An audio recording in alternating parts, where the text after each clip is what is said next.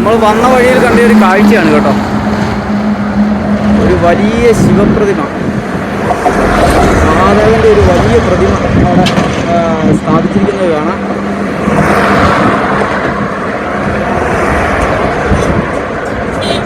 വളരെ വലിപ്പമുള്ള ഒരു പ്രതിമയാണ്.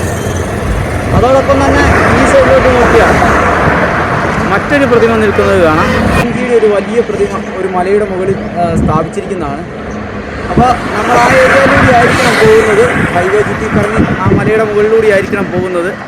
അപ്പോഴത്തെ ഈ രണ്ട് പ്രതിമകളും കണ്ട് നമ്മൾ ഈ വഴിയിലൂടെ ഉദയപൂർ ലക്ഷ്യമാക്കി പൊയ്ക്കൊണ്ടിരിക്കുകയാണ്. അതെ,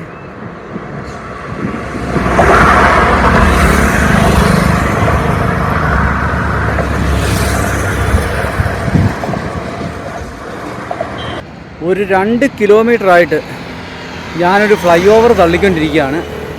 ഈ ഒരു പട്ടണത്തെ മൊത്തം ചുറ്റി വളഞ്ഞ് അതിൻ്റെ മുകളിലൂടെ ഒരു വലിയ ഫ്ലൈ ഓവർ, ചിന്തിക്കാൻ പറ്റുമോ? ഇത്രയും വലിയൊരു ഫ്ലൈ ഓവറിൽ കൂടെ ഞാൻ ഇതുവരെ യാത്ര ചെയ്തിട്ടില്ല. അപ്പോൾ തൊട്ടപ്പുറത്തൊക്കെ നമുക്ക് ക്ഷേത്രങ്ങളൊക്കെ കാണാം. ആ ഒരു ശിവപ്രതിമ കാണുന്നത് ഇതിൻ്റെ മുകളിലാണ്. അതോടൊപ്പം തന്നെ ഇതിൻ്റെ മുകളിലാണ് ആ ഒരു ഹനുമാൻജിയുടെ ആ ഒരു വലിയ പ്രതിമ കാണുന്നത്.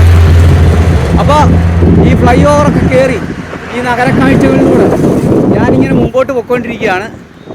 ഇതൊരു വലിയ മലയിടുക്കിലേക്കാണ് പോകുന്നത്. ഹലോ സർ, आपका नाम क्या है? हाँ तमिल தெரியும். நான் கேரளாவில் இருந்து. கேரளால இருந்து நீங்க இதுக்கு போறீங்களா? ஆமா, ஆல் இந்தியா ஏன் சைக்கிள்ல போறீங்க? சைக்கிள்னா ஊரெல்லாம் உள்ளூரெல்லாம் சுற்றி பார்க்கலாம். அதுதான் பைக்கில் போய் யாரும் நமக்கு அங்கே உட்காருக்கு படுக்கிறதுக்கு இடம் தராது. அதுதான் கஷ்டம். Okay, okay, thank you.